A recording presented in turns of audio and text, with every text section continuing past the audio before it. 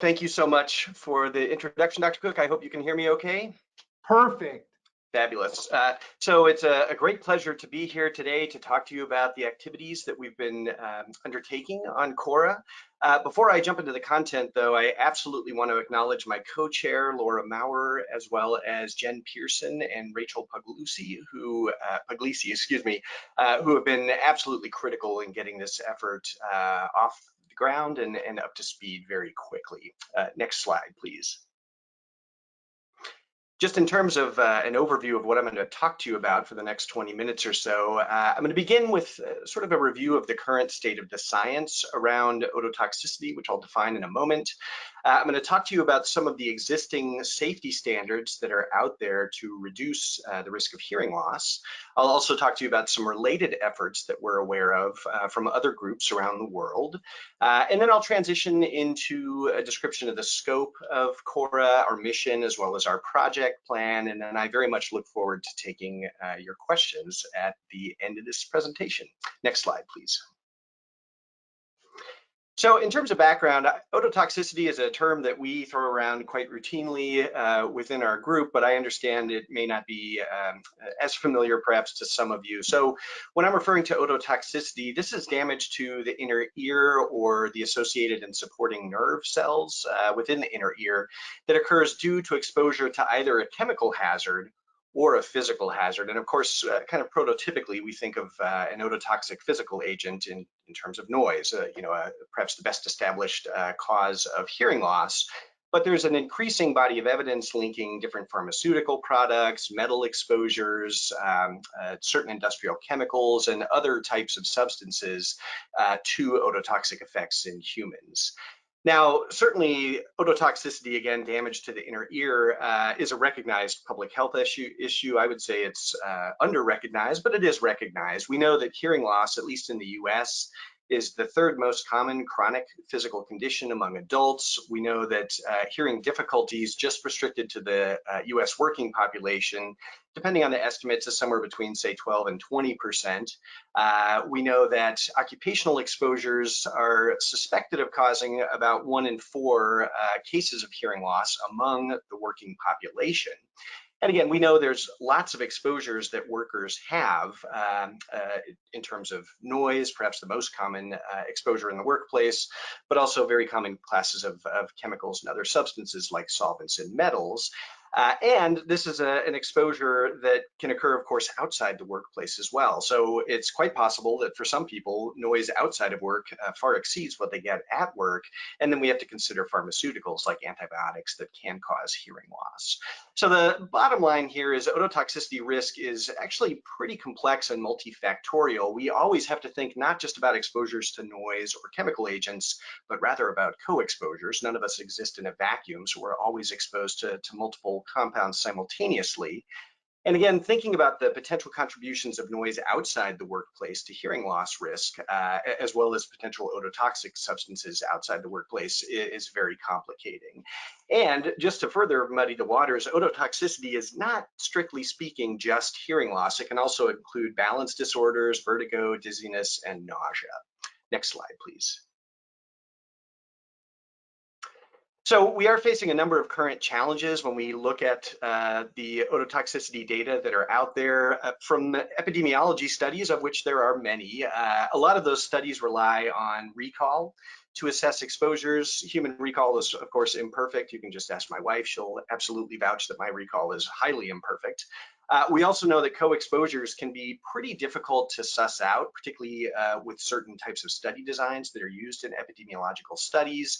And we know that the methods, the tried and proven methods that we used for many decades to assess hearing loss really could use some improvement. There's lots of different techniques that have been introduced in the past 20 to 30 years, but haven't really necessarily made their way into occupational assessments of ototoxicity. That's on the epi side. On the toxicology side, we know there's a whole range of species given different diets and with different exposures that have been used to study ototoxicity in animal models.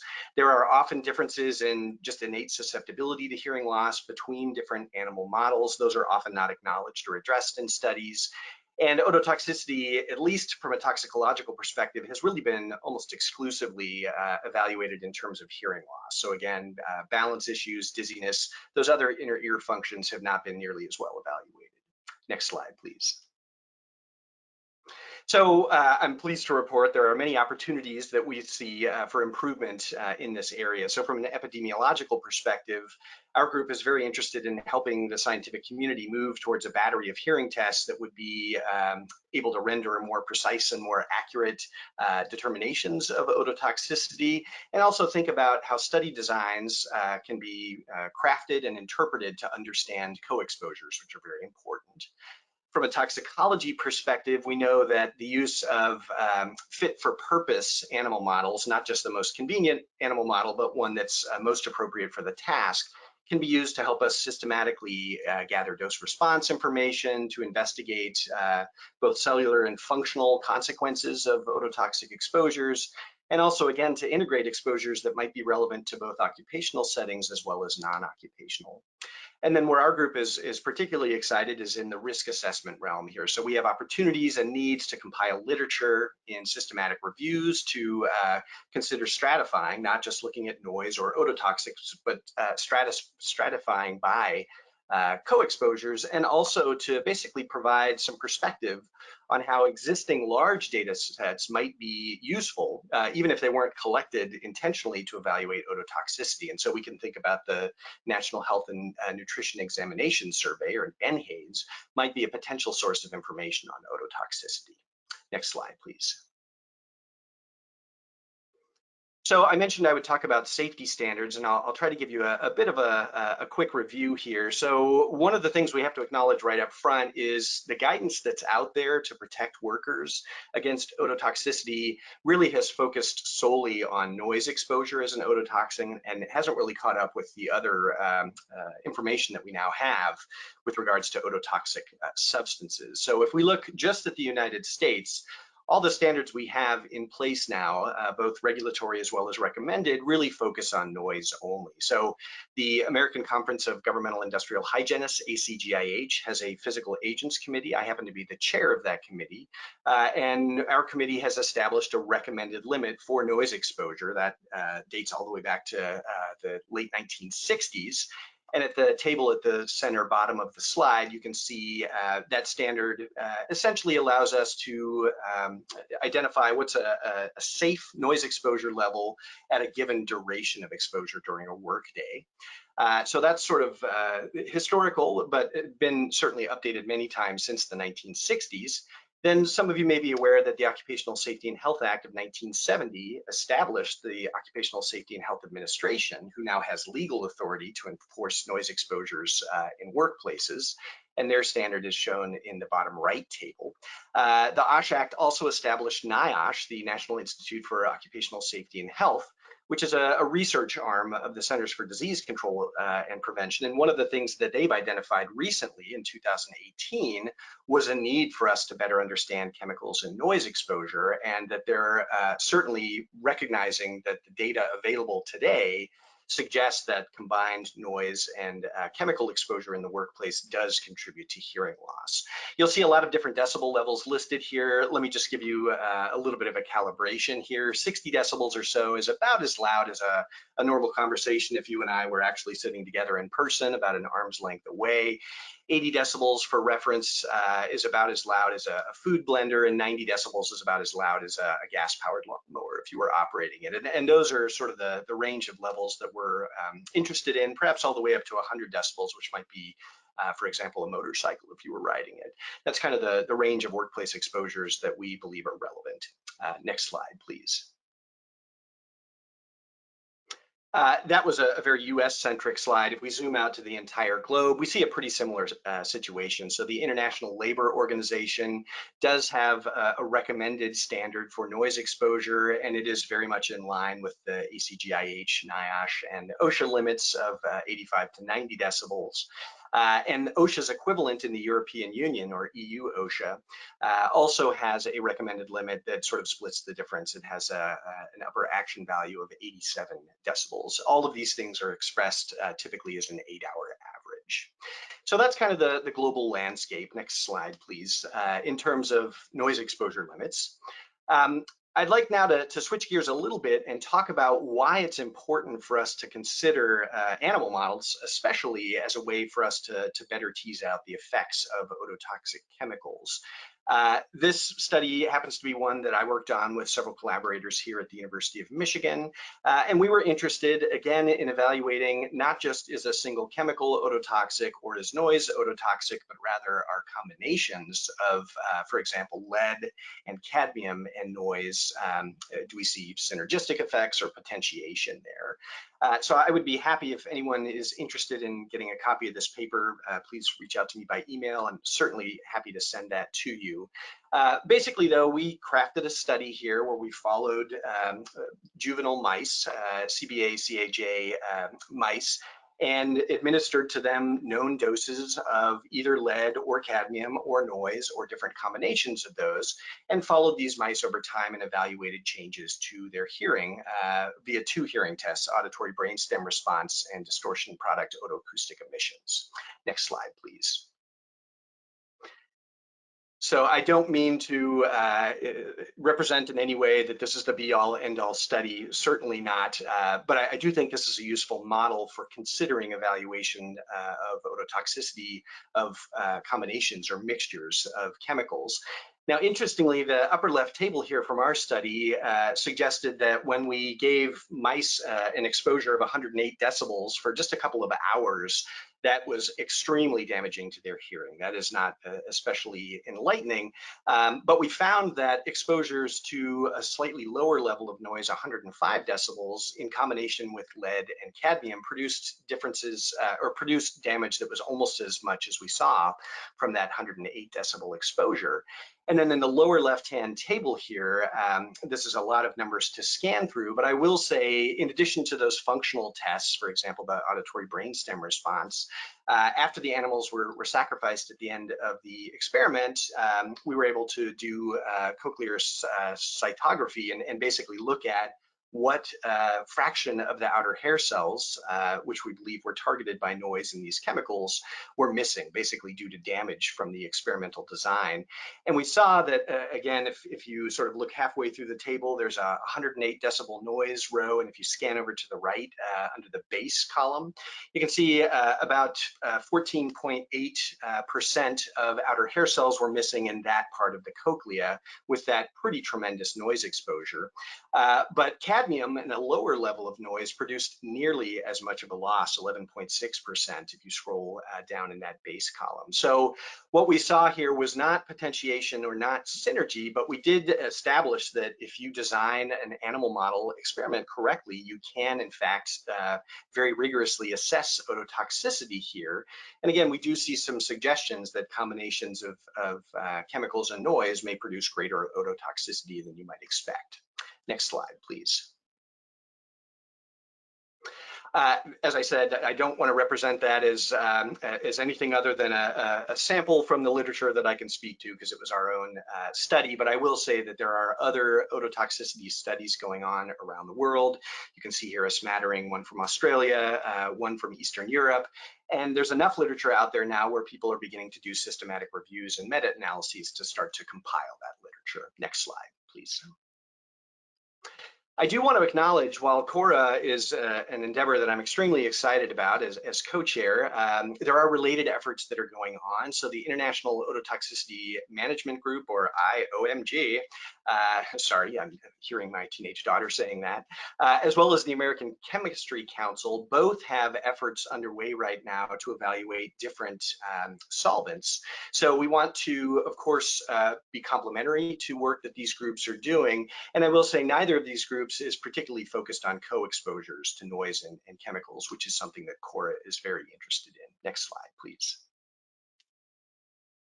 So the mission of CORA, again, very collaborative in the spirit of HESI, is to better understand the impacts on the inner ear resulting from co-exposures to noise and known as well as suspected ototoxic substances. And we're doing this in the pursuit of identifying what are safe exposure levels which can minimize or even eliminate the risk of ototoxicity to workers as well as to consumers. Next slide, please. So the scope of CORA here, we are hoping to improve the characterization of ototoxicity for risk assessment purposes, both in occupational settings as well as for consumer exposures.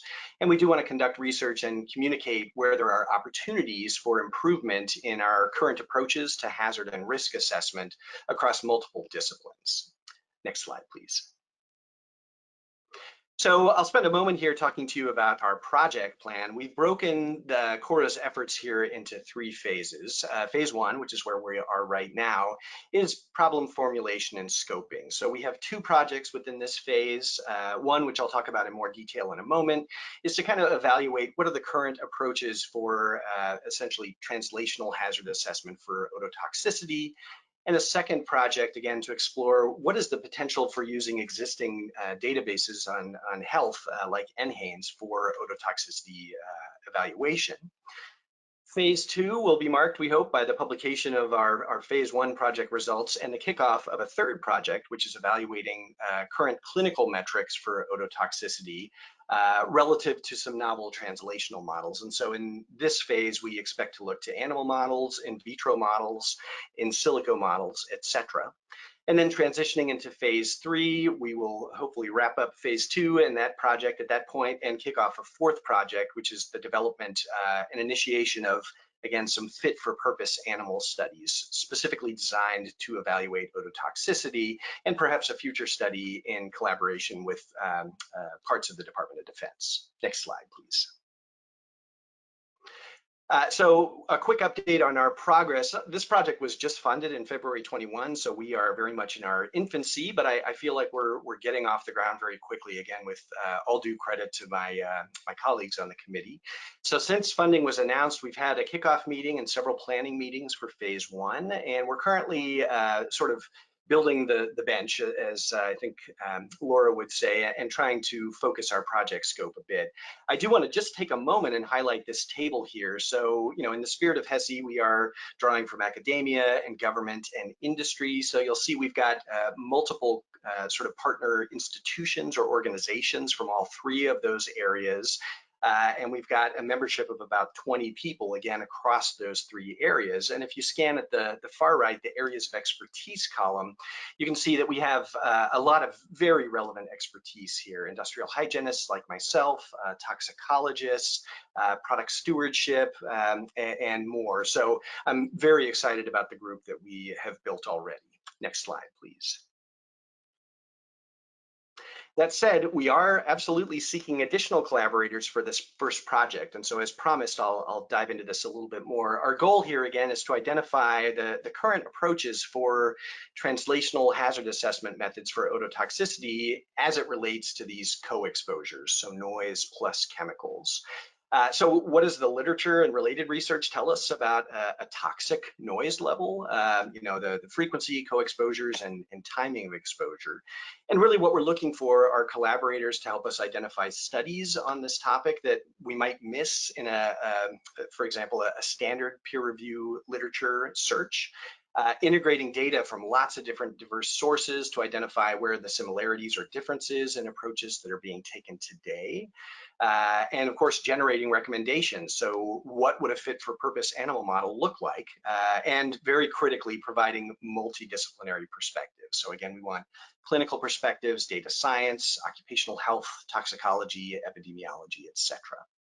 And I think the next slide is, in fact, my last slide. So I believe that's right on time here. So I'd love to take questions and comments. And once again, if we could go one more slide forward here, I just want to acknowledge this wonderful group of women that I've had an amazing opportunity to work with for the past several months, and I'm very much looking forward to working in the future with. So thank you so much, and I'd love to take questions. Rick, thanks. Perfect. You're right on time. So we have a few. I think first off, so just to make sure I got it, so it looks like your data so far that co-exposure looks to be additive, correct? And one of the big questions is that true for other modalities? Sure. So I would say the data just from the one study that I mentioned there, which was just a couple of metals and noise, did suggest that the effects might be additive, but there is certainly a literature that suggests that for certain compounds, the results might be synergistic impacts. And I think that's one of the challenges ahead of the group here, is to try to identify well, first, which chemicals are we going to focus on, and then to really try to tease out the details on those relationships. It's a great question. Great. So first question is from Martha Lindberg. So she says, many thanks for the excellent talk. I have a relative that became deaf, so I'm sensitive to noise. And I'm also a musician and wondered how best to protect my hearing. So no noise levels are obviously pretty loud in concerts. So can you comment about that? Sure. So I'll sort of put on my practitioner hat here. I mean, from an individual perspective, there are many ways that people can protect their hearing. I'll also acknowledge this is something we need to absolutely recognize and tackle in our research as part of the group to evaluate, well, how much protection are workers getting or musicians getting when they're exposed to noise. So for musicians, for instance, one of the great solutions, which is relatively low cost, is to move away from perhaps using no hearing protection to using a musician's earplug, which provides flat attenuation across all frequencies and doesn't distort music in the way that a traditional inexpensive workplace hearing protector would. So that's one very practical suggestion. You know, also on the intervention front, you know, as much as you can distance yourself from sources, that's great. Reducing your exposures wherever you can outside of the music that you're enjoying. So all of those things are very much at play. But you do bring up a great point about assessing hearing protection as it's reported in the literature. And unfortunately, it's often reported quite poorly. So that's a challenge ahead of us. Great. We got 4 more questions, so I'll try to move faster. Rick, this is from Tim Gant. So Rick says, cadmium exposure is also associated with tobacco use. Are there any studies that have made any association between tobacco use and ototoxicity?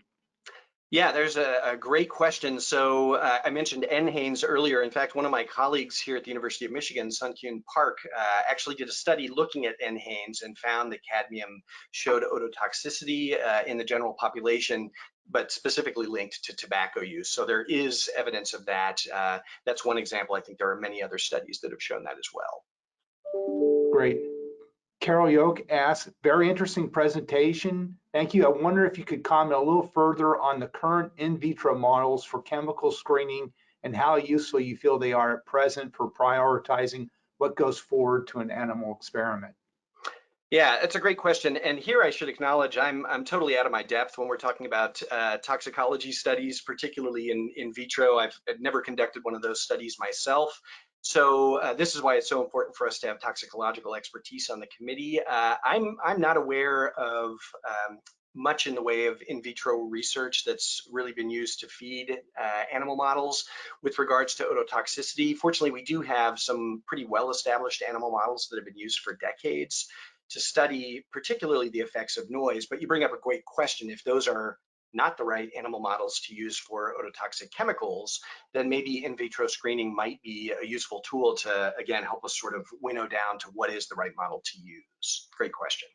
Great. We got 2 more, maybe if you could do them in 15-second Sure. answers, maybe. So this is from Dave Eaton. He says, any hypotheses about potential biochemical and molecular modes of actions for how chemicals cause ototoxicity? And here I would say there are chemicals that can reduce blood flow to the cochlea and cause basically damage through reduced oxygenation. There's oxidative stress that occurs. Some chemicals appear to directly bind to receptors in the inner ear, for example, opioids. This is now kind of an emerging result. So lots of different mechanisms, I would say. Okay, and last one, Peter Yen asks, is the additive effect between noise and chemical exposure uniform across frequencies, which is a great question. Yeah, and here's another question that really hasn't been broached. So different occupations certainly have different frequency spectra. We typically measure with A-weighted decibels that sort of uniformly apply a weighting across those frequencies. But what we have an opportunity to do here is try to suss out, well, do occupations that tend to have lower frequency exposures have different ototoxicity profiles than those that have higher frequency? So that hasn't really been looked at, but it's a great area of exploration.